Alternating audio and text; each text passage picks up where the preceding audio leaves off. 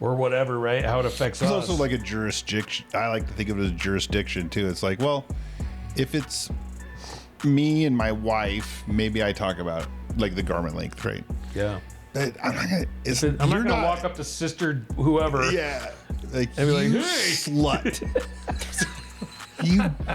I can see the top of your shoulder. I didn't know Dude. You're gonna get us canceled by some group of people. Oh yeah, I hope, yeah. Because they're prideful. Hey Daniel, would you give me a picture that is a little bit Mormon?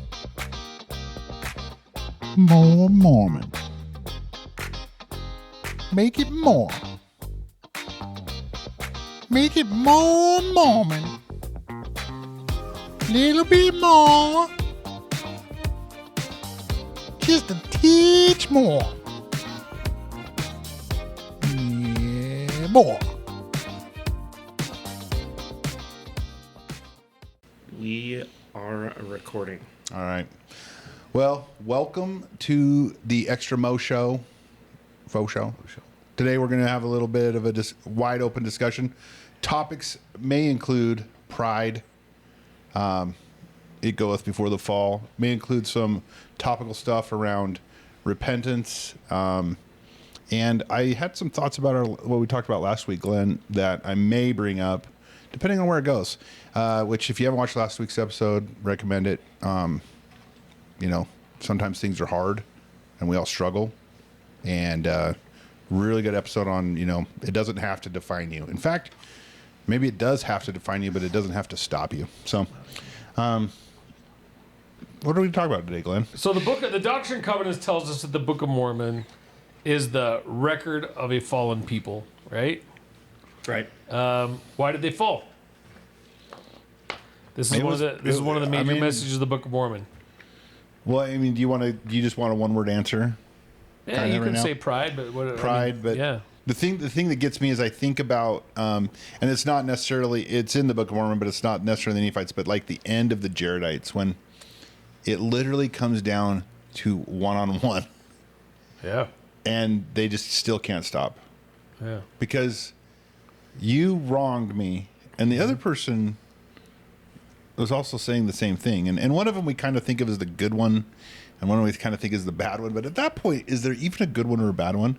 They're both just pride-filled, hurt people that are lashing out.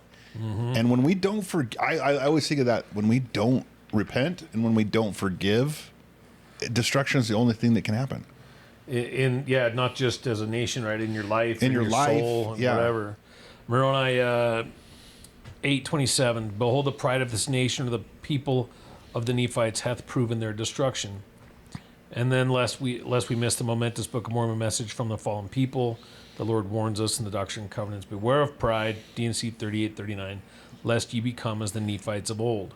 And then I read this talk once a year. This is the one that just sits in my scriptures, and I read it once a year. It's the Pride talk by Ezra, Taft, Benson. I want to talk about tonight. ETB. He's one of my favorite. Oh, I know. I wonder if back then, like, a lot of the more liberal saints just couldn't stand it. Like, I wonder if it was hard for them to sustain him, because this guy was a vocal conservative constitutionalist. He was active in the White House. Yeah, he was very. I'm curious. Secretary of Agriculture. Eisenhower. Yeah. I honestly seek an interest in your faith and prayers as I strive to bring forth light on this Book of Mormon message. Okay. He talks about pride is a very misunderstood sin, and many are sinning in ignorance. And this is a part that I think we should riff on for a minute.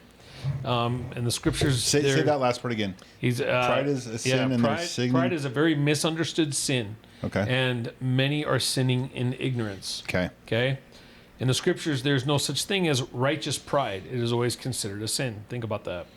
Therefore, no matter how the world uses the term, we must understand how God uses the term, so we can understand the language of Holy Writ and profit thereby. Most of us think of pride as, I mean, instead of reading it, just what do you get? What are other words you think of? Pride, you think of what? Arrogance. Pride. I mean, haughtiness. I guess maybe there's some slightly positive connotations where it's like You're proud, you're of, your proud kid of or something. Sure. Yeah. Selfish, self-centered. Self-centeredness, conceit, You're taking credit where it's not due. Right? All these are elements of the sin, but the heart or core is missing. So if you remember this talk, anybody, what is he saying the other word is? The central feature of pride is enmity. You guys remember this? Enmity. Yeah, enmity with God. Enmity towards God and enmity toward our fellow man. So we're going to talk about some things here that are going to be kind of controversial, our take on it. But I think it's important because as I watch the world and these little things that we just kind of morphed into. Can I define what enmity is? Because I've looked it up before, but it's one of those words that's kind of like hard for me to. And while you're looking that up, I had a question, and maybe this Yeah. will help clarify before we go into it too. So, I've got a family member who always says things like, "Well, Ezra Taft Benson was corrected, back before he was prophet, that the church had to sit down and he had extreme views or whatever." How true is that? No. I haven't. I don't think that's true. I've never heard anything. I've never seen anything. And I've never seen any evidence. I have heard people talk about that. Right. And I know that a lot of people who have left the church look at him as like the worst prophet, and because he's I so. love the guy. Oh, dude, there's a book. I'll bring it next time and show you guys. This book is awesome. Anyway. I mean, was he ever? It could have been something like where, look, you're pretty political, and we're a church for everyone, so chill out. I'm sure. I could see that. In the 12, yeah. Yeah. You read about the minutes of the apostles fighting. There was Yeah. fights under Ezra Taft Benson for Yep, sure. yep. Well, the thing Well, and that- Ezra Taft Benson, wasn't he the one that was taking on what's his face from when the earlier episodes? Leonard Arrington guy. Leonard Arrington, Yeah. and he was kind of all those- battling them, and he was a Holy Ghoster. Yeah, he was a Holy Ghost. I want to be a Holy Ghoster. Me too, dude. That should be a shirt, dude. Enmity, I've asked for enmity, guys, references, is and I've never seen basically. I have it. Oh, I have it. yeah. It's a feeling of ill will or hostility, which I think is an interesting way. So an enmity towards God. So pride is an enmity. So if I have pride, I'm literally feeling hostile towards God, or I wish There's people. have Okay, ill will towards God. This is That's what we're talking about. interesting. Or opposition is a big one. Okay. So listen. Let's bring up this hot topic that I always bring up I love hot because I see it topic. as a big problem. LGBTQ. Okay, you're going real controversial. Sorry.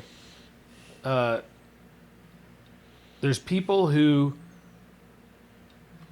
will say, I have no hostility towards God, but they definitely have hostility towards our interpretation of the law of chastity. Okay? Okay. So now I bring that up as an example because it's one that everyone will recognize. Okay? Well, do we do that in our own lives? Of course. Dude.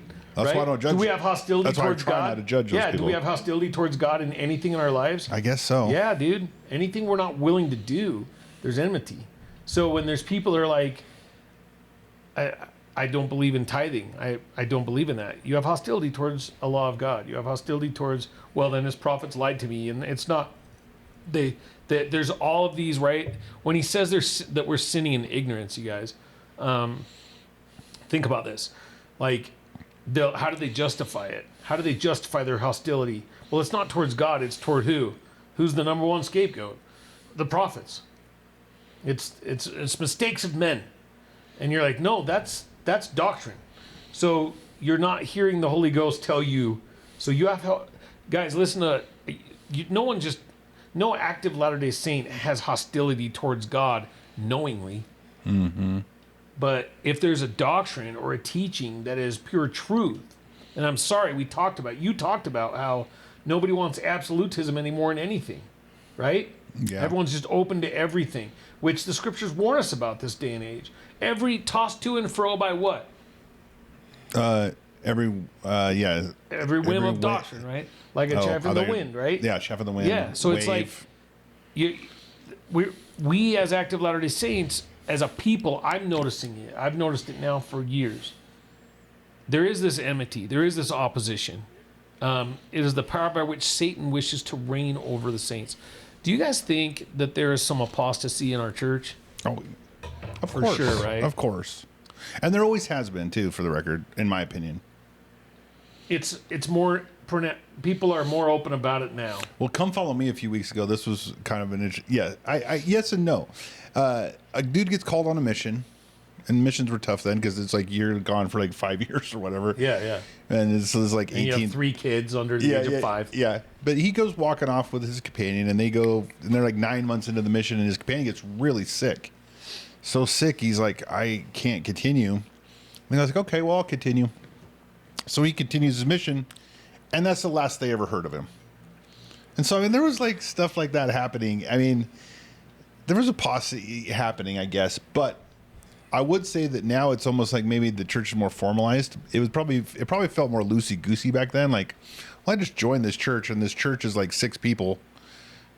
I could just quit, But and so now maybe it's more formalized, so it seems a little different. But I think there's always been apostasy. It's always been a threat, and pride is the reason. It's pride. It's this opposition. It's essentially pride is essentially competitive in nature.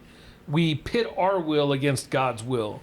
When we direct our pride towards God, whether knowingly or, as I brought up, unknowingly, it is in the spirit of my will and not thine be done. Paul said in Philippians 2:21, they seek their own, not the things which are Jesus Christ's. So I think we see this a lot among mainstream Christianity, among LDS saints, among every religion. They seek their own, not the things which are Jesus Christ's. I think one of the best examples of this is that pastor that went kind of viral in Utah anyway for inviting those 2 missionaries in his house. I think I brought him up on here because he was going to grill them. And they started talking to him. He goes, fine. I'm going to ask you guys questions that I've never had answered in my Christian faith. And these are these dumb 19-year-old kids like, I just love that, too. Sucking on pens. And if you can answer them, then I'll listen to your discussions. And they answered every single one. And he's explaining how, dude, everywhere I searched, he spent decades searching for the answer to these questions. And these 2 numbnut 19-year-olds are like, yeah, we know the answer to that. Boom, boom, boom, boom. Why? Why did he never look here? Pride. Pride, dude. His will because we don't believe in the same Jesus Christ. Because we don't believe in the same one as him. So they grab onto their belief, and they seek their own because it's comfortable. Yeah. Guys, when we talk about all these political differences we have, and all this opposition to each other, and all this fighting, we are seeking our own. We're seeking confirmation bias. We're seeking all these things. We're not seeking the truth in anything as a people, much less the things of Jesus Christ. Our will in competition to God's will allows desires, appetites, and passions to go unbridled. And so think about that, right? And so if I have this great temptation, which again, there's no judgment here of LGBTQ, there never has been, but it's a sin. We just, acting on it is a sin. The desire is not a sin. Elder Holland explained it very well, but the law of chastity is the law of chastity. And guys, you're not doing anything out of line other than saying it's okay. If I go sleep around and cheat on my wife, it's not okay. Whether I was born to do it, whether, it's my will, whether it's natural, whatever. Like there's a law. And when we bend our will, that is the beginning of our destruction. And that's what he's talking about. The proud cannot accept the authority of God giving direction to their lives. They pit their perceptions of truth against God's great knowledge, their abilities versus God's priesthood power, their accomplishments against his mighty works. Our enmity towards God takes on many labels such as rebellion, hard-heartedness, stiff-neckedness, unrepentant, puffed up. Here's a big one. Easily offended. Woo! Half of it. Everybody does. You can trigger anybody by anything nowadays. Gosh, if I have a red hat that says "Make America Great Again," dude, I promise I'm offending somebody, or vice versa. If I'm walking around with a pride flag on my shirt, why is that offensive? Why are people offended? Or, why? Puffed up, easily offended, and sign seekers. The proud wish God would agree with them. They aren't interested in changing their opinions to agree with God's. What do you guys think of that? I love I'm really keen. There's a lot there. The piece I'm keying on is like being offended. And I think it goes kind of like hand in hand. Let me see if I can articulate this. I got a recent discussion with someone, and they had brought up, hey, why is it that so many Utah Mormon women, so I don't know why they zoned in on women, think it's okay to not wear their garments? That was their question. It was on Twitter or something like that. And I don't know. I was probably just sitting on the toilet or something. So I'm like, well, I'll respond. And I'm like, I don't know. Maybe we just shouldn't judge people. You don't know what they're dealing with. Yeah. You know, you don't understand even where their testimony is. Maybe they barely believe. I can't. It really was a great post, guys. You should look it up. It was deep. It was so deep. Smart. It was. I mean, Very impactful. I might have had a solid 15, 20 minutes to think about it. Yeah, I was you going were to on the bed. toilet, Yeah. of course. At least that. But anyway, I put that on there and I'm like, you know, it essentially it's kind of like a post where it's like, you know, judge not. And so I'm almost coming from holier thou, but it's How like, dare you. how do you even respond to it? Well, dude, people actually started being like, well, you misinterpreted it. You're supposed to judge righteously. Oh, for sure. Everybody's like, And I'm just like, hold up. People are actually coming to bat to say, and then even in the context of like on social media, I should question why people aren't wearing their social media garments. is the downfall I know. of civilization, dude. I'm participating in it, so I'm a hypocrite. I know. So I'm a hypocrite. But I remember thinking, hold on. So everything I've been talking about, like not judging people, except women, Who don't really- mothers, good people. Yeah. Let's just go ahead and say good people. Like they just dropped their kids off. Now they're going to go work out all day or whatever. You know what I mean? And they're going to work out at 4. And so they're just, I'm not going to change my clothes until, you know, anyway. They have all sorts of justifications.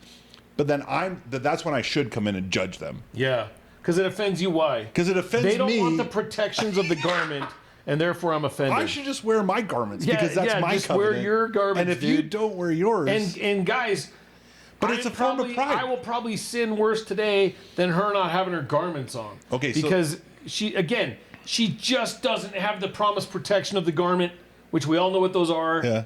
Spiritual mostly, and I'm offended by that. A couple things. Maybe she doesn't need the protection as much as you do anyway. Yeah, dude, maybe yeah. So she's going to be fine. And second of all, it is kind of this form of pride where it's like, yeah. And I've seen, I'll admit it, I've seen like a pride flag in someone's yard, and I'm not offended, but I do notice it. I hate it. And it I'll bugs open me. it. But I think you're right. Why does it? Yeah. Maybe that's easily their offended. only sin. I have exactly. I need to remember who I am, and that's a son of God. That's someone who's made covenants that I don't keep all the time.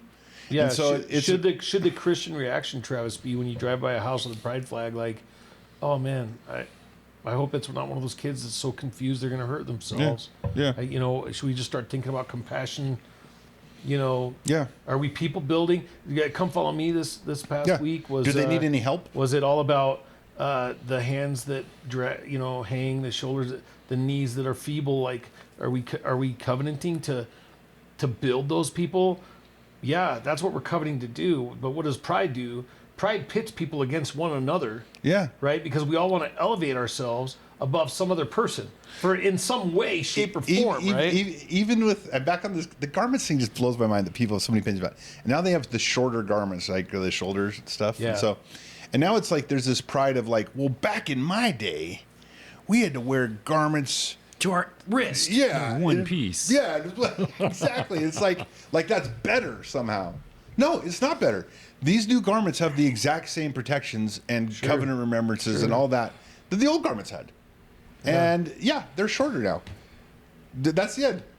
And it's like people are pissed, I think, because they had to wear long ones or something. And I'm like, it's just that is not important. Dude, I guess is my you point. could make a killing now buying the regular garments and then just cutting the sleeves off and selling them because all these women are asking where to get them.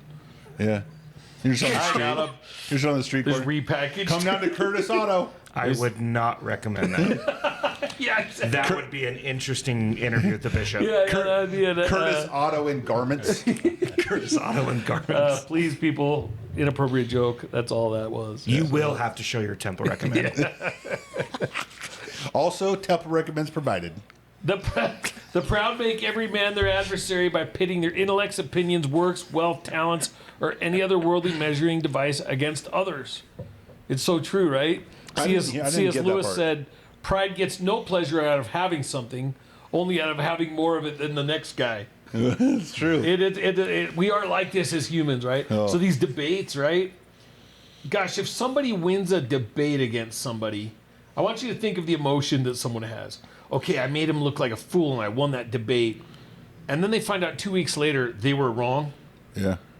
they still relish in their victory. Yeah. Like even if they were wrong, they still relish in it because it's like, Well, oh, I've even thought of this before, Glenn. This is debatable, but revel in their victories. But sorry. one of the people that in the history of the earth was the richest based on today's valuation. Oh yeah, was that the guy? I know I know who it is. It was Yeah. It was an African. One of them. It was I've heard a different one, but the one I remember is Solomon Oh, okay. because he had Solomon's mines, and he There was some African emperor guy that was basically worth $1 trillion. like trillions of dollars. Yeah. Okay. Today's money. But let's say it's him. Yeah. That'll work perfect. So it's the years His name's 2000 LeBron James. 2000 BC. King James. Yeah. King James. Yeah. We're just coming up with a name. But let's say it's 2000 BC. And you brought up like it isn't about what you have. We aren't happy with what we have. We only Yeah, have more. we have more than the next guy. Us four in this room Yeah. literally have more wealth than that guy had. Oh, dude, we live way better than him. We have air We conditioning. have a fan in here and Yeah. a swamp cooler. Yeah, it's all good. We have freaking chocolate covered strawberry donuts. Oh yeah. We have convenience store. I mean, the list goes on. We have cell phones. Dude, you wouldn't trade for his life now. No way. Right? Yeah. Like, what did he have? Think about here's another way to look at this. But we aren't. But we're often unhappy with our Sure. status because we look over at so and so, and they have a slightly better Yeah. phone. A slightly better. This is kind of wild when I say it out loud.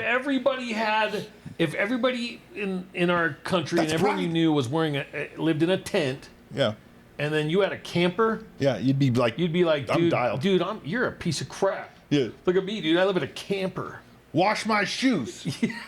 Dude, Wash my right? shoes. This is the pride that kills us spiritually, and everyone has this tendency, right? What is that? For me, I think it was pretty broken up, and like I was able to overcome this easier because I was so impacted by living in Paraguay. Like I have felt guilty for how good I have it in this life. So you have when pride from living in Paraguay. Even when I didn't have anything, like I felt guilty. Like and explained to my wife when we're down on our luck and business was bad or we had to sell our house and live in a tiny apartment because my entrepreneurial stuff was struggling and then me just going, we still live better than 95% of the world. I mean, we could be grateful for that. How did your wife take that? Yeah. Honestly, dude. Honestly, and I hate to say it, my Okay. wife was awesome, dude. She's like, you're right. Anne's pretty good at it. Yeah, she's like, but well, I would not be who I am without my helpmeet. Let's just put it like that. I don't want to like I'd say. be divorced by anybody else, other woman in the world. So, Some might say that she has Stockholm syndrome. yeah, yeah. Others just call it being a really cool chick. It's the comparison that makes you proud, the pleasure of being above the rest. Once the element of competition is gone, pride is gone. So, as but all these feelings of being offended and everything you're talking about, it goes along with this, right? Like, You're really striking a chord with me, honestly, with like, what is that piece that makes us continually have pride based on relativity? the natural man. It's just who we are. No, I know the answer to that. Uh-oh. Talk to me, That Goose. sounds like you're being kind of arrogant and prideful. Yeah, like what? You're better Yeah, than us? let me He's like, oh, I'll tell you. let me tell you from my rammy-umptum. Okay. Yeah. No, you think about it, like Call the Rammy-umptum. That's one of my favorite stories. Say a quick prayer about how grateful you are to be better than us. yeah. Hold on, dear heaven. No, I'm just kidding. But no, like you think about it all the way from like when we were kids. Like you guys aren't that much older than me, so it's like you guys had Saturday morning cartoons and all that stuff, right? Oh, yeah, Oh, dude, yeah. Alvin and the Chipmunks. Honestly, I've never been as happy as I was on Smart. Saturday Yeah. mornings. And so it's like you would Fruity sit down, Pebbles. you're watching like you You got a bowl of cereal, but it's not a Bugs regular Bunny. bowl. It's the Yes. Tupperware. Dude, the big Yeah. one, a box, and you want to eat it all before your brothers dude. get That's up. that great segue because I was about to bring up cereal. Oh, yeah. Fruity Because Pebbles. like, you get all the different, like Tony the Tiger and like Lucky Charms and all these other things, right? That would come up on big. commercials. Yeah. Yeah, It's not small. No. exactly. But then I remember watching those growing up, those commercials, and then what did my mom do? She went to Harmon's and bought Malto Meal.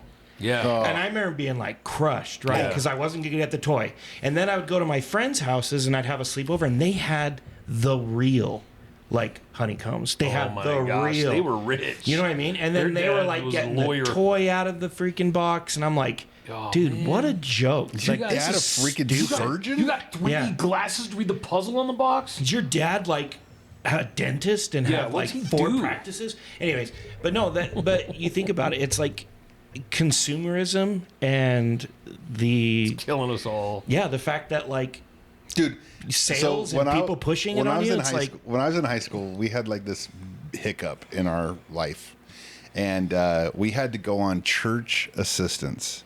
And back then, you could go to the Bishop's Storehouse and you got Deseret branded like cans of whatever. yeah. But it was literally the best. Like I can remember you had High to open quality their food. jelly was in a can, like a soup can. Yeah. So you'd open this soup can and you'd have to transfer it to a Tupperware or something like that. Jar. But it was like the best preserves. Everything was top of the line. Still is. I don't think my mom watches this, but I apologize, Mom. But this story is too good.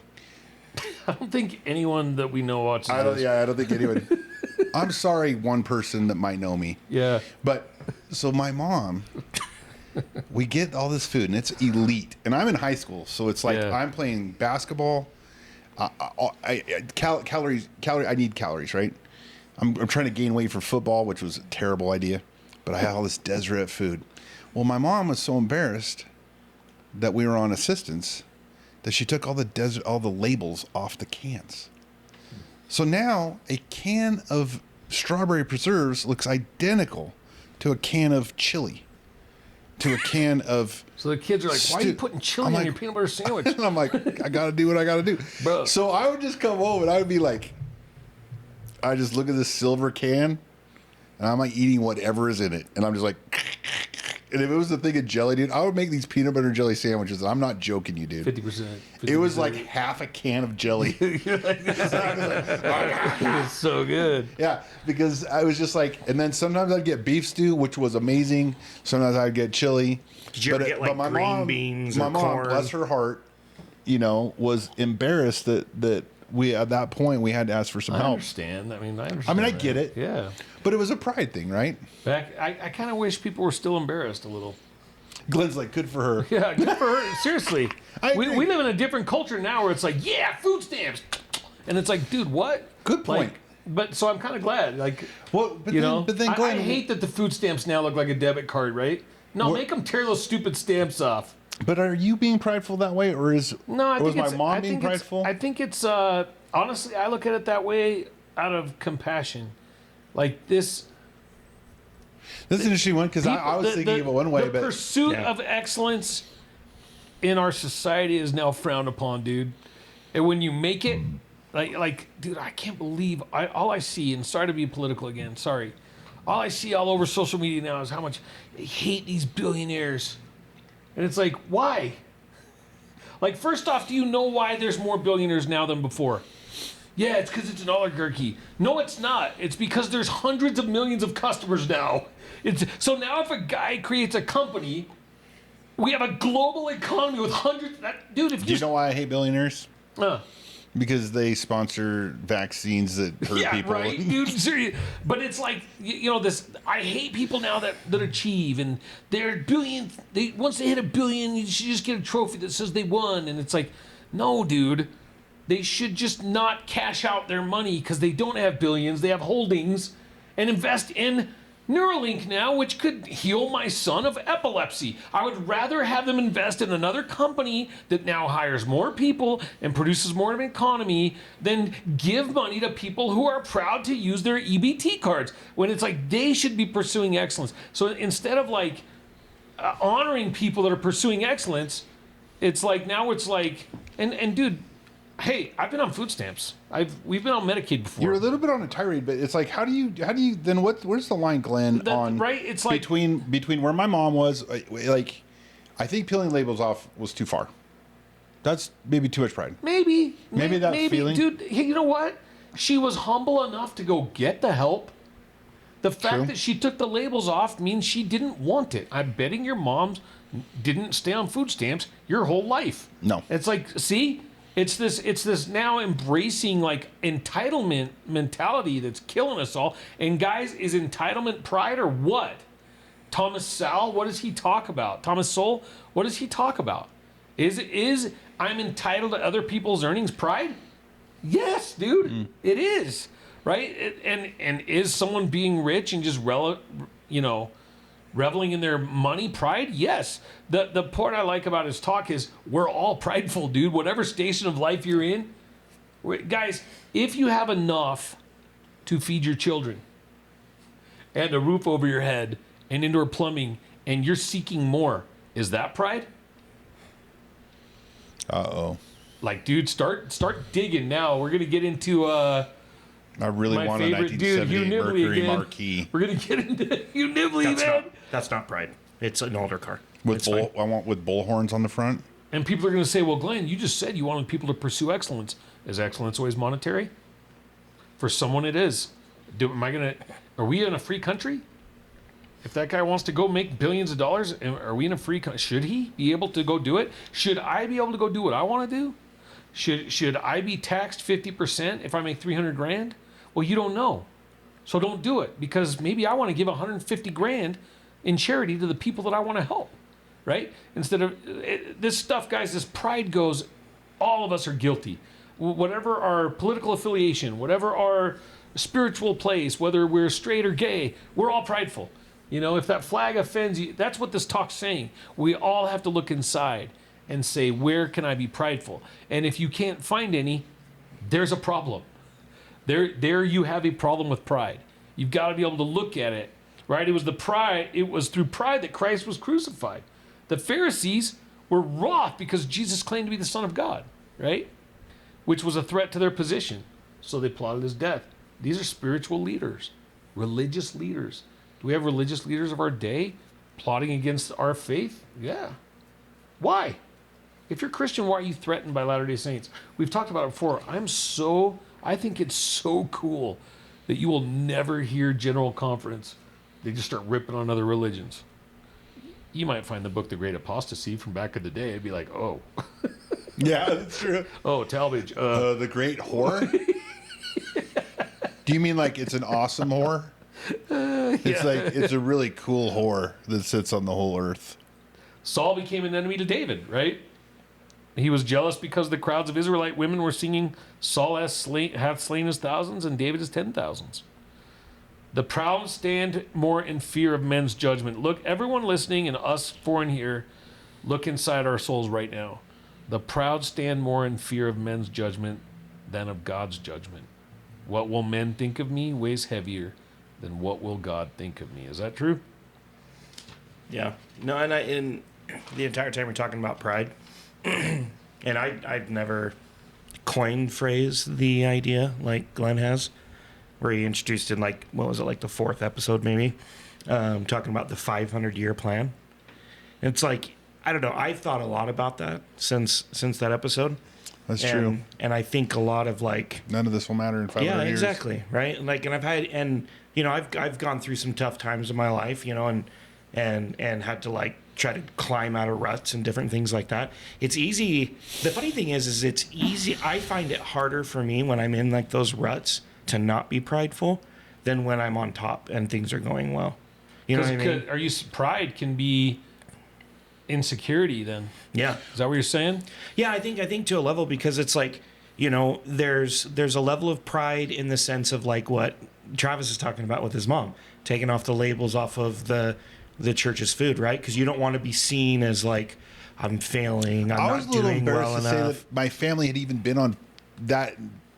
Even right now, in a weird way, I felt this little twinge of like Shame. Yeah. Yeah, that there's like some shame involved with it. Which is a part of pride, right? The opposite side. Sure. Right. I think it's easier for me to fall into that pride in those moments as opposed to like when things are going really well, because I tend to be, and I don't say this to like brag or anything, but I tend to be a very charitable person. So like when things are going really well, I'm like, I love being charitable, and I find that to be like very fulfilling for me. So when I'm on the receiving end of charity, like that's where I'm like very prideful and like, but that's the thing is then like, I'm with you on that, dude. Like, yeah. I'm the kind of guy that could give away 90% of my income. Right. And then as soon as someone wants to help me, I'm like, no. You're too prideful. Exactly. Yeah, no, Exactly. You're not helping me, dude. Yeah. And then so Guilty. that brings me back to like the 500-year plan, right? Like I've thought a lot about that, like in those moments of being like prideful, you know, probably in the last couple months where I'm like, dang, dude, why do I even care? Because it's like, in the grand scheme of things, like I'm not taking any of this stuff with me. Like, what's my relationship with my Savior? What's my relationship with my wife, my kids? Am I being a good priesthood holder? Where are my weaknesses that I need to focus on in order to be like a better, better follower of Christ? Yeah. Right. And so, and I'm not perfect. I still, close though. I would say this too, Glenn. not even. Glenn, I just Daniel brought up something that made me think about you too. Is like I would say that last week's episode, you demonstrated more humility than I had been used to seeing you demonstrate. Because is it pride to withhold talking about some of that stuff? Maybe it's not. Maybe it's a real question then instead of a thesis. But to like not talk about that stuff, almost like I wasn't talking about my mom's in the cans. Yeah. No. It's a lot. That's a lot less than what you were talking about, but there's some shame associated with it. There's some guilt. Yeah. And then that's what God uses, or not God. That's what the devil will use to keep us from progressing. We get hurt once. Keep us from progressing and and get us to hurt others. Yeah, we get hurt once, Yeah. and then he uses that thing to continually hurt us. Sure. My son brought up a really cool concept on the call this week where he called it the second temptation. Have you ever heard of that? Yeah. Go ahead. So it's like, you go look at some porn, and then your first temptation was to go look at that. And then the second temptation is don't tell anybody. Oh, yeah. Just don't do it again. You can fix it yourself. Yeah, don't go talk to a bishop. Don't go talk to your bishop. Yeah. You can't share this, or whatever. Shame, yeah. It's that second in it. I'm like, oh, what a cool. I've never heard that before. Yeah. The second temptation. Well, and I think that you get that first one and you commit that first transaction or transgression, and then you forsake the atonement. You forsake the gospel because you're being tempted to do what? Trust in your own strength, which is satanic. Sure. Like literally, have you guys ever heard of old what's his face died this week? Ozzy. Yeah. And he's got that song about that famous Satanist, Mr. Crowley. Mr. Crowley, and it's about this like Satanist and his phrase that he used, and he was an open Satanist, like a witch or whatever. And his phrase was "Do what thou wilt," meaning if you think it's okay, just do it.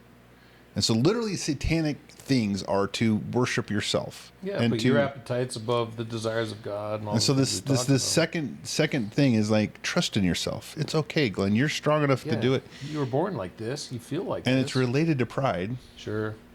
Yeah. How ironic that they But call where it does- a where does pride. that- They call it Pride in that Yeah. Month. in that same right. like, How ironic that it's Pride Month, right? Yeah. the interesting thing about that too, though, like on the flip side, though, is like, is it a level of pride? Because I think I've not heard that concept for the second temptation, and before you said it, in my mind, what I was thinking was, well, the second temptation would be like, you sin, and then the guilt of the sin takes over, and I feel like Satan does this really well, where then you feel unworthy of God's presence, the atonement, all of it. And so you, I guess somewhat like you were talking about, you hide it. But I think a lot of the times it's like, Well, Adam in the garden, remember? Right. And he ate the fruit, and then what did he do? he's like, oh, I don't have any clothes on. I'm going to hide. I'm going to hide Yeah. from God. Yeah. So And I that's think, the time that you should be seeking God. yeah. So I think there's that level of it. But then I think also like the second temptation is like framing your worthiness and your value to Heavenly Father as insignificant because of your inability to be perfect. That the fact that you are going to sin. You know what I mean? And people struggle with all kinds of different sins. And so it's like, Yeah. do you kind of see where I'm going with that? Yeah. Yeah, but we can't lose sight of the fact that most of our sin is, and this pride is out of fear of men's judgment. And people are going to listen to that statement and go, no, you got to look inside yourself and understand that's exactly true, right? Without pride, Abinadi wouldn't have been burned. John the Baptist wouldn't have been beheaded. You know, King Noah was about to free Abinadi, but the people were like, no, kill him. Herod sorrowed at the request of his wife to behead John the Baptist, but his prideful desire to look good to them which sat with him at meat overrode him, right? Fear of men's judgment manifests itself in competition for men's approval. The proud love the praise of men more than the praise of God. Our motives for the things we do are where the sin is manifest. One of my... Jesus said he did always those things that pleased God. Would we not do well to have the blessing of God as our motive rather than to try to elevate ourselves above our brother and outdo another, right? I like this part. He says, some prideful people, again, Hugh Nibley talks a lot about this in Approaching Zion, and it's awesome. Some prideful people are not so concerned as to whether their wages meet their needs as they are that their wages are more than someone else's. Their reward is being a cut above the rest. That is the enmity of pride. When pride has a hold on our hearts, we lose our independence. Listen to this. This is awesome. This is the next one I want to riff on.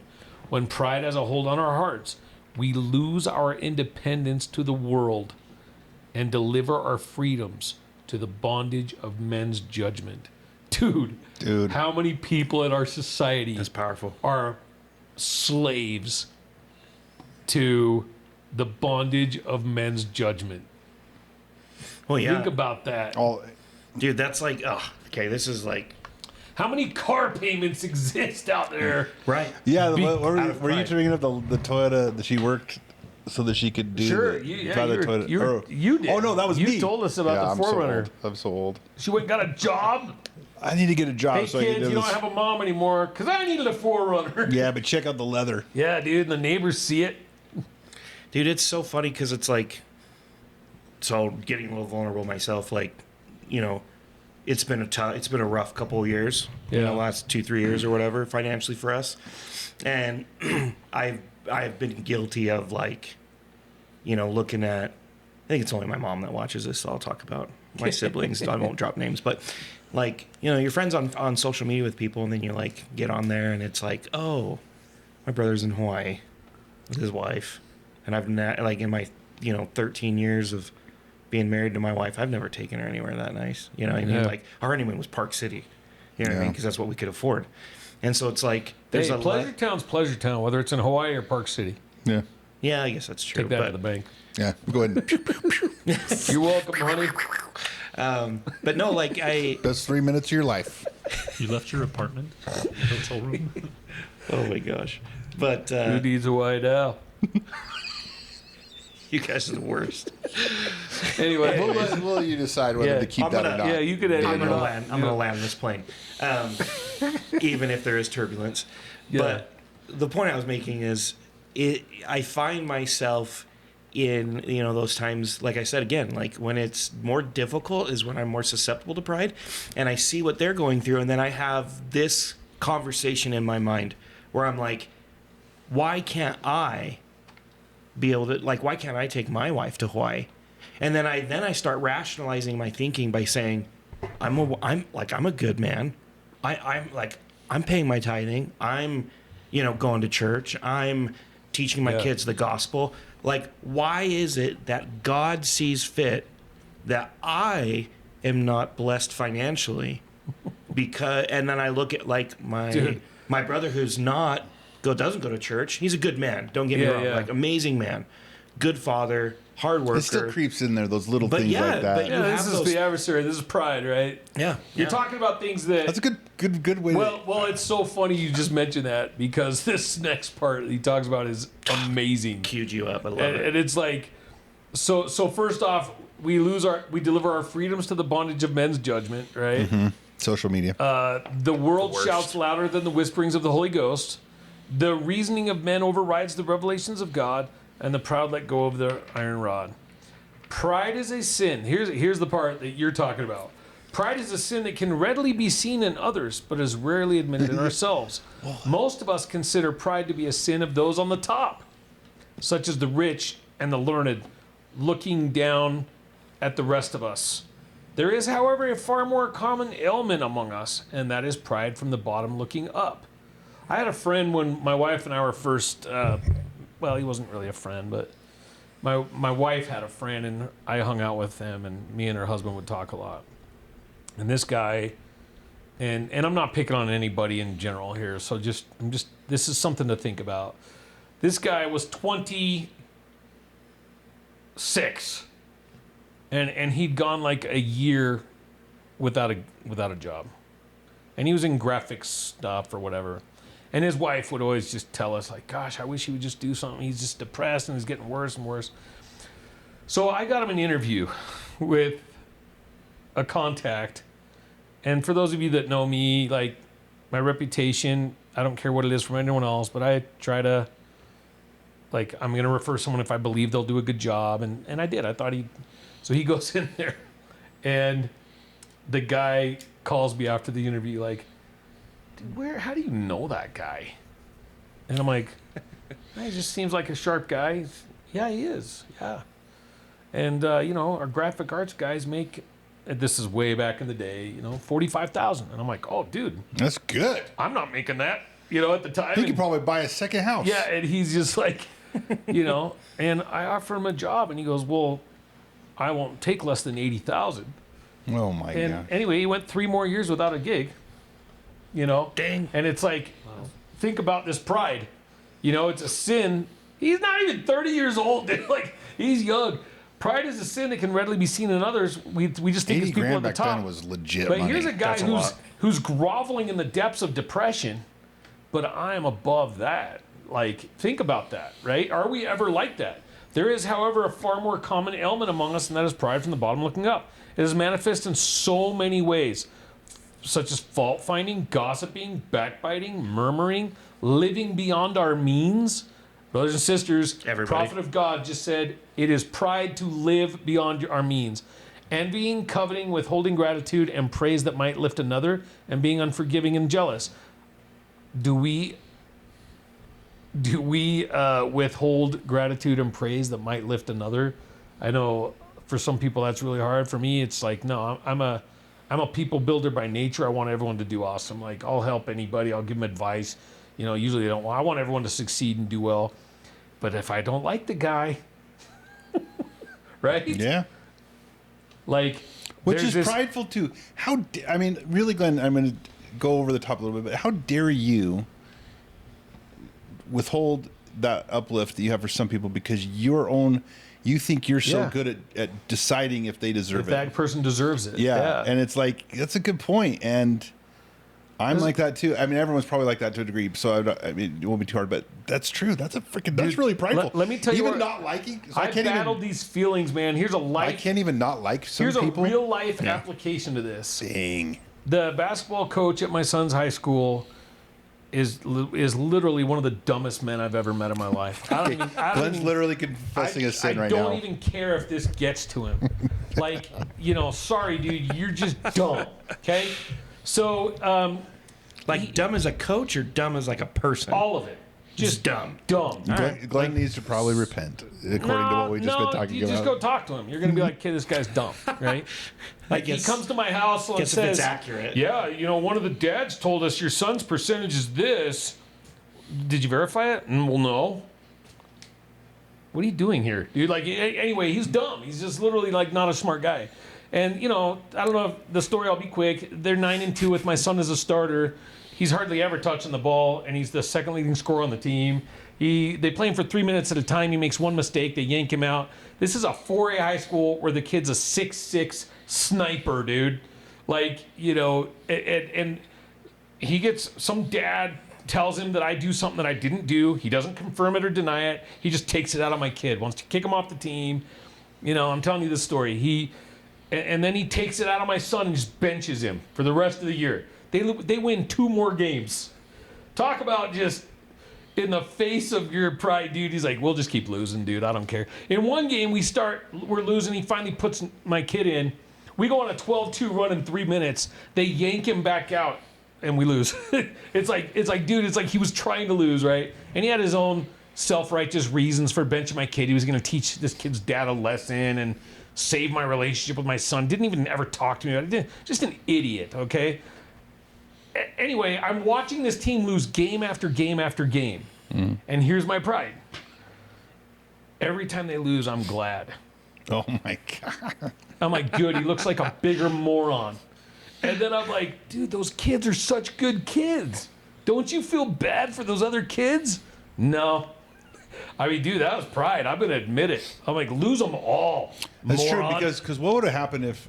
Yeah, I guess I could see where you're coming from. Because let's say that you're like you have some sort of conversation like you're an idiot for not playing my son, and they're 9-2, and then they go undefeated the rest of the year and they don't play your son. Great. Then you're like, then I'm the idiot, right? yeah, and then that would be hard to eat that. Oh, sure. Crow. And I knew I was right, but as a good Christian person, first off, some dad who's a total loser went around lying about me to everybody in the town, the school. No one ever verified with me, you know. But then, and so then they make these decisions based on stats from another dad, and then this other bonehead dad who's like lying and everything. And I'm glad that these other kids that I love aren't winning just because it makes this coach look like a bigger idiot than he already is. And it's like, dude, that was pride. And guys, I'm not completely over it now. I'm still glad they lost all those games. I'm You're like, not completely over it. no, can you tell? Right?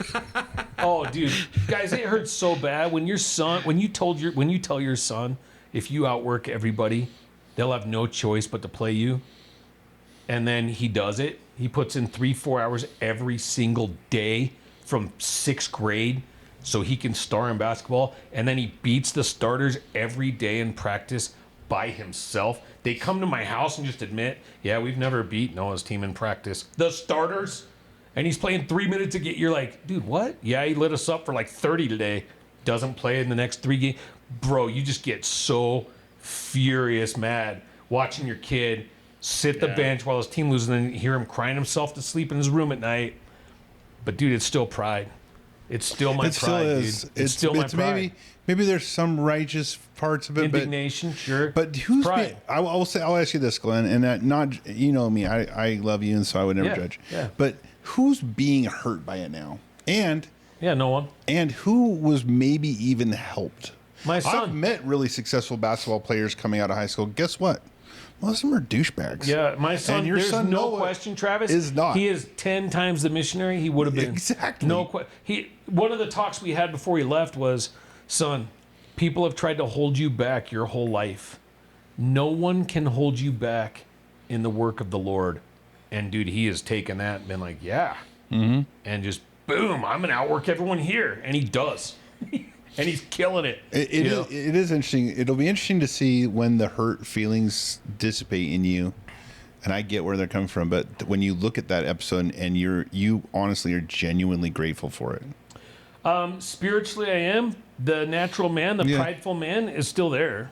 It'll happen. It just pisses me off. I mean, there's a lot of reasons I get mad about that. One, a coach risked a father-son relationship, dude. Think about what I'm saying there. Like, you're a mentor of youth. You risked ruining a relationship between a father and a son, letting a kid know you don't get to play because I don't like your dad. And it's like, bro, a lesser kid could have been like, it's my dad's fault. My dreams are dashed. No, my son's too awesome. He's like, no, Dad, my coach is less of a man than me. That's what my son said. My coach is less than a man than I am. And I'm like, you're right. But the reason I'm telling this story is, bro, I'm just here openly talking about pride, admitting I still can't get over my pride of these feelings that I had. Well, and I think honestly, you're the one that's being hurt by it at this point. I don't For think sure. that other guy can't He's never even thought remember. about it. No. I mean, he's had more losing seasons and looks like a moron. I just figured I'd throw that out there. You know, Wasn't that pride? we've never pretended that what we believe to be true is something that we can also execute on. Yeah. Or at least that we're Selfishness, perfect at. Yeah. Disobedience is essentially a prideful power struggle against someone in authority over us. It can be a parent, a priesthood leader, a teacher, or ultimately God. A proud person hates the fact that someone is above him. He thinks this lowers his position to have someone above him. Think about that. My wife says that I have that. That you have. That I struggle if because she's above you. she probably doesn't. That's unsaid. That part's unsaid. Oh, okay. But no, that I have, But I everyone have a knows. tough time with people who are in a position of authority over me. I do. I only do the second they practice unrighteous dominion, and I have yet to see anyone outside the church that doesn't. I mean, I have yet to see it. That's why I'm self-employed, dude. Yeah. Like, yeah, it's all of it. Selfishness is. So you're self-employed because of pride? You think? Because of that unrighteous dominion from management and stuff, and I can't Yeah. take it. Yeah, I'm too prideful to. Probably some of the stuff I talked about last week made it to where it's like, Yeah. okay, you don't ever get to abuse me in any way, shape, or form. You will not ever. control that part of my life. Yeah, that part of my life. I'm going to be whatever. Is that real question? I mean, that's pretty traumatic what you talked about. I guess that doesn't mean it wouldn't still be pride. Probably still is, yeah. I don't know, but that's like adaptation to like self-preservation. You know what I mean? Yes, but I would say It's hurt me and my family, I can tell you that. Right. There's companies that have wanted to pay me a lot more than I've ever made on my own. Things that Glenn and me too. I'll talk about myself. Like things that I did to protect myself as a kid that were good strategies as a 3-year-old, a 9-year-old, a 12-year-old, whatever, are terrible strategies in a relationship with a wife or a child or an employer. job. And so, cutting people off out of your life or walking away in frustration. Those are things that I do. I mean, once you're completely healed, once you've allowed the Lord to heal you completely, right? Then, yeah, it's pride. You're either That not. is weird. I'm thinking about like all that emotional pain last week, and it's like totally justified to feel that way. It doesn't matter. Doesn't matter. You still are. It's still is it a sin? The commandment is still to It's pride. overcome. So it is a sin still. Yeah, it is. That's what wild. he's saying. We don't realize That's a tough pill. But guys, that's the message from President Benson. You don't realize you're doing it. It's everyone else's problem. I'm not prideful. Yeah, we're all prideful. That's the point of this. How selfishness is the more common face of pride. How everything affects me is the center of all that matters. Right? Self-pity. Gosh, do you see this in our society? All the time. I mean, not I'm just guilty of politics, it. but I do everything it. is about their group. I mean, I'm going to vote for this guy because I'm gay. What about the economy? Or because I'm white? Or because I'm whatever? Who cares what it is? I'm going to vote for this guy because of this. Tribalism. And it's like, so you don't care how your vote affects all? Or what about all these people like, yeah, it's about time a woman's president. Well, dude, so if I just put some Cyclops gal with a 3rd grade education out there, yeah, I'll vote for her. Like, so because it affects you and what you want to see, we oftentimes are willing to, and I see it on the both sides of the political guys. I see conservatives celebrating innocent illegals being deported right now, and I'm like, Right. you're a freaking animal. Yeah. Like if you like that, like I'm sorry, dude, you're an animal. Or certain lists that haven't been released, and like, it's like now it's like, well, no, Yeah. I'm not defending that. That's bad. Subtle. Yeah. I like it. Thank you, Travis. Yeah. Can I toss something out too? Like Yeah. it's interesting to think, and I get it because I do the same. But one thing that I've been trying to work on that I've been thinking about is where's that person coming from, right? Like it's so easy to be like, oh man, you're just stupid because you don't like illegals or whatever. But at the same time, it's like, okay, well, what's their background? Yeah, Like, why are they? Yeah, why are we thinking this? So I'm trying to do that a little bit more because that way I can understand. Not again because I want to judge and be like, yo, you're a horrible person, as much as it's just like, well, okay, where are you coming from? Why Yeah. do I you mean, that'd feel be a this great way? question to always lead off with, right? Yeah. Show you're literally trying to have empathy. I mean, that's it. If you could understand the answer to that question, then you're probably never gonna have bad feelings about anybody. Yeah, I don't want to sound like, again, I'm not perfect at that in any Mike's sense. Mr. Perfect over there. Super, Telling us how Polishing dumb up we my are. halo. We should have put the camera on him. Hey, have I told you guys how dumb my kid's coach was? Anyway, Oh my gosh. I just didn't know if I brought that up. Anyway, Mike, yeah, I like what you're saying. No, it's just a matter of, I feel like one thing that we have in our society is, today is just this lack of trying to understand what other people are going through, where they're coming from. And I agree to a certain degree with that statement that, we have to make righteous judgments, right?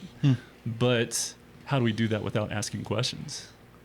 Or reveling in the fact that we got to do it, or whatever, right? How it affects it's us. also like a jurisdiction. I like to think of it as jurisdiction too. It's like, well, if it's me and my wife, maybe I talk about like the garment length, right? yeah.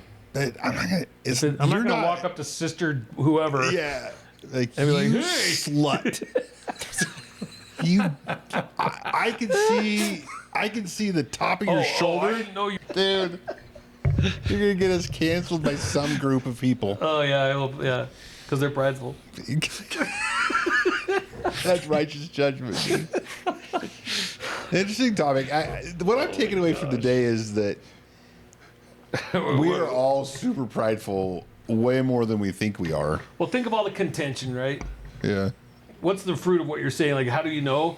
The face of pride's contention, arguments, fights, unrighteous dominion, Oh, dude. generation gaps, divorces, spouse abuse, riots, and disturbances, all because of pride. Contention in our families drives the Spirit of the Lord away. It also drives many of our family members away. Think about families that don't talk anymore. I mean, everyone knows someone. Yeah. Contention ranges from a hostile spoken word to worldwide conflicts. The scriptures tell us that only by pride cometh contention. They testify that the proud are easily offended and hold grudges. They withhold forgiveness to keep another in their debt and to justify their injured feelings. Think about that. To justify, dude, justification. Bro, we could have 10 episodes on, in Spanish, autojustificación, self-justification. I remember a talk by Elder Scott came to our mission, talked about self-justification, autojustificación. Like, dude, it was the most profound talk ever. And it's like, we just do that in everything. I'm justified because what? We find a reason, even if we know it's wrong, whether it's because we feel like we're entitled to it, we deserve it, we've earned it, whatever. That's just, he's talking about that right there. We're justified in our injured feelings. So what? Who cares if you're justified? Human beings have a really good capability to justify things. I will say that. Oh, yeah. Like, not just me and not just us, but like everybody. The proud don't receive counsel or correction easily, guys. Defensiveness is used by them to justify and rationalize their frailties and failures. I'm a friend that has lost a lot of friends because they come and ask me my honest opinion, and I'll give it to them. And they're offended. And I'm like, okay. I just quit asking. You asked, dude. Like, you asked, And what do you want me to say? Because, like, hey, do you want some advice? I'm like, no, thanks. Don't ever come to Glenn for advice if you just want your feelings coddled. Not going to happen unless you deserve to. But if there's a mistake that I feel like you can fix in your life, and guys, I'm asking anyone who considers them a friend to me, that's all three of you in the world. I'm talking to all of you right now. If I ever come to you and ask you for advice, don't hold back. Hit me, man. Hit me with it. I want to be a better man, right? And that's where we need to be. Like, dude, I am okay with you telling me, Glenn, dude, your feelings towards that coach are unnatural. I know.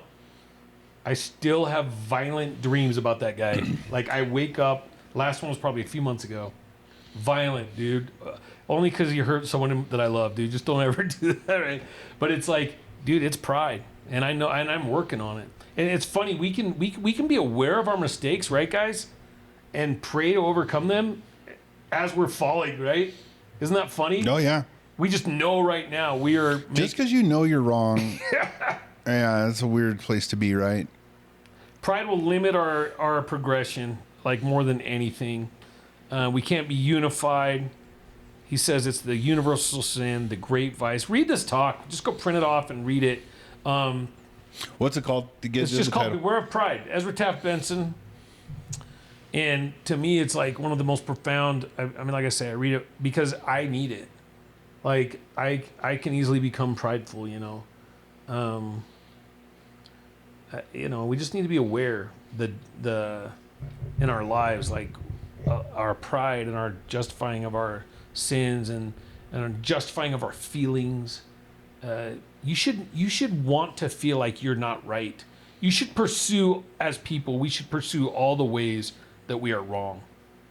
We really should. Like, no matter what our political affiliation, no matter what our religious affiliation. Like, I remember when I was going through my faith crisis, I was like, okay, am I okay if this is wrong? Like, okay, will I still serve God if this is wrong? Or am I going to just get angry and bitter and go become a worldly sinner? Like, there's guys, you have to, like, just run and get a tattoo real quick. Sure, 10. It's like we have to look at ourselves really and be like, I'm gonna get one like this. It's gonna be like a sun shape right around my eye. I was gonna get a whole sleeve and then go talk to my bishop. And say, now what? Yeah, what? Laser removal, dude. It hurts. You guys, is there anything that you want to end with that you feel like you can help somebody? Like, anything that strikes you as we talk about this? Like, you want to summarize it? Yeah, I mean, a takeaway for me, a lesson learned maybe, is that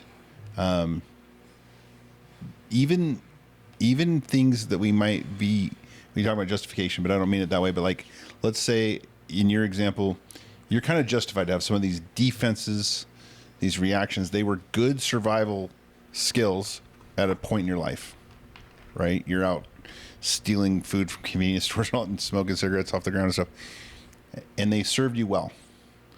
And now later in your life, they don't. And so how do it's like in every aspect of our lives is like, just because it was right or it was Justified. good, or it was justified, in the future it doesn't mean it will be. Yeah. And really then ultimately the ultimate thing is to be so humble.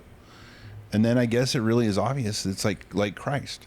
Yeah. The ultimate power in the universe. I don't want to sound like Star Wars too much, but like he created the world, and then he let the Romans, under the direction of the Pharisees and Sadducees, take his life. Well, that's the most humble thing that exists, right? I mean, Well, it's like, to quote, I he could descended below them all. Art thou greater than he? he could raise his hand and just wipe those people away. All right. He could have trees grow out of their head, or I don't know. He could put warts on their He could body. do anything. The nail comes out next week. Yeah, and so it's like, then in our lives is like, all right, well, I do this because I deserve to do it because my parents got divorced. I was hurt. My wife's mean. My kids are dumb. You know, whatever it is. My kid's coach is dumb. But just because, my kids go to Yeah. But just because it serves me now or it served me then doesn't mean I should keep doing it now. And I Sure. need to continually be rooting that stuff out. What did you say? You mentioned it. We should be seeking out Where we're wrong. where we're wrong. Like, I think everyone, like, listening to this podcast should go write down this week a list of where pride is being manifest in your life and really pray. I'll tell you what, I had a really cool spiritual experience a year or two David ago. Goggins has a really aggressive version of this where he just looks in the mirror and screams profanities at himself, tells himself what a fat piece of garbage Or he is. like the Da Vinci Code, does he whip himself? Like, he does talk about it, but it reminds me of this. It's like, Yeah, you should- because he wants to face him. He's like, that's where I'm weak. I was in a good place spiritually a while back. You do this, man. It works. The year was 1988. Yeah, it was when I was 4. No, and I was praying like, okay, man, I think I'm coasting too well, but I know I'm falling short somewhere. Like, show me my weaknesses, and what I should work on in my personal life, right? And wow, dude, like, do it. This is a really powerful spiritual moment you can have in your life. Pray, kneel down and pray with your notebook. Sit down at your desk after you pray, and ponder your life. And dude, I filled like page after page after page of stuff that I still needed to work. I'm like, wow, dude. Spirit's like, you do this, you do this, you do this to your wife, you treat this, you respond like this. Wow. You should give Travis some money. Yeah. Oh, was that part of it? It was like, Be careful with this. This is power. This is powerful. I prayed for. I was seeking to be more humble, oh, don't. and then ever I do got that. freaking fired.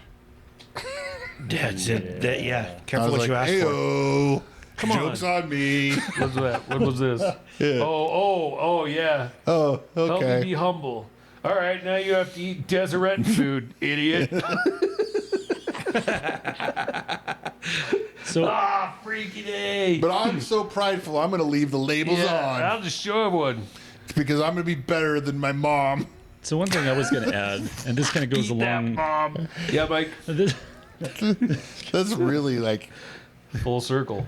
this kind of goes along with what Dan was saying earlier. probably You know, need I therapy. found myself in a very similar circumstance, and one thing I think the reason why I'm in this situation I am has been to learn gratitude. You know, humility is I think a good antidote for those kind of at the top. You know, trying to remember where they're at. But I think a great remedy for those at the bottom struggling with pride Ooh. is to be grateful. Well, I like have that. gratitude. Yeah, I It's so hard because I agree. It's I really like, don't need why- humility then. I just need gratitude. Pray for the wrong I thing. feel bad for you guys that need humility. Yeah. Why is so and so going to Hawaii? And then I have to think about oh, my house, it's not as big, and I kind of go, wait a second. The pioneers were living in houses that were like 10 feet by 10 feet and stuff like that. Rattlesnakes coming up out of the ground. With 12 kids. Yeah, like, dude, I think, Mike, that's pretty powerful. Like, I'm sitting here thinking, okay, we should sell like 500-year plan T-shirts and stuff to, or merch for people to think about that. But maybe a really cool thing would be just to carry around a picture of some, National Geographic, some starving kid. It right? You just carry it around with you, like. It would be very powerful. Yeah, Man, you just that's make it. wild. You're about to make a financial decision. Oh, freak, dude! Wow. Like, We could partner with Trump and get little pictures made in China of sick kids and make millions. sell them for gold-plated. $50. Gold-plated pictures of. No. Jeez. No, it's like not to joke my around about God. something heavy, but like, dude, yeah, there's people that have it worse, man. I'll never forget the day that broke me, dude. I was in my mission, and that you had just gone shopping in America for your mission stuff, and you wanted to look nice. My first area, bro, I'm in like the most remote, called Ben Hameen Aceval. You're in the Chaco, basically. You're like, dude, where the freak am I? Nowhere. Yeah, you're like in the jungles of South America. Like, There's like piranha. people just eating crap that they're killing with, on the side of the road. And Yeah, it's like, what's for dinner? Cayman. yeah, whatever that is.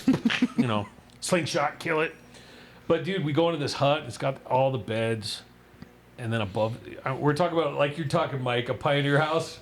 It's this cabin with like these beds, 6 or 7 beds, and over it is like a hammock over each bed. There's like 14 people living here. No running water. It's a well outside. No electricity. We teach by candlelight, and it was just like, real quick, I learned like, dude, we're spoiled people, man. Right. Like, yeah. So maybe carry around a picture if it helps you. People that have it way worse, or to be grateful. Yeah, I think it's hard. It's really hard to have true gratitude in your heart and pride at the same time. I don't know. I think that'd be kind of I hard. like that again. It's a gratitude if you're on the bottom, humility if you're on the top. Because we both go both places all the time, right?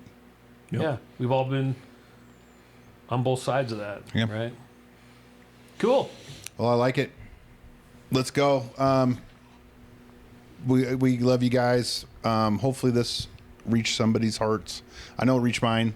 I appreciate the topic, Glenn. I think it's a good one. I appreciate your vulnerability again, demonstrating what pride looks like. I just showed it. Yeah. That guy probably wears garments, goes to church, He's probably, says his prayers. on average, he's probably an okay dude. He's probably a great dude. Yeah. Yeah, he's probably, and I, because I was hurt. A terrible coach, but a good man. Yeah. And he'd probably be a good coach too if he could just, swallow his pride, right? Like Yeah. taking advice, who knows? Who knows? I try to get over this with him, and so I appreciate you bringing that up. This is probably one of the harder ones. I mean, I've lived it with you. you 'cause can hurt me all you want. Well, I was about to wrap up, but I wanted to just point out, like, I was just flipping through my socials, and I see this comment. I don't remember what it was by Glenn, and I'm like, uh-oh. And I put a text him, like, you okay, bro? And he's This like, is like in an old social media post. or something. yeah. I remember when it happened, and I was like, oh, man, because you were lit. And it was so lit, I could feel it through the the internet. Bro, is it so scary that in the judgment bar they might just pull up all of our social media interactions? That's what they're talking about. It's not a video. Yeah. Hey, you know this part of the scripture where it says your sins will be shouted from the rooftops? They're literally, it's a screen on the rooftops. Hey, Glenn, what did you mean when you said that so-and-so? If you could put this in context for us. Dude, No. there's this guy, his last name's Poole. He's like the nicest guy. We got into the worst fights about politics on social media.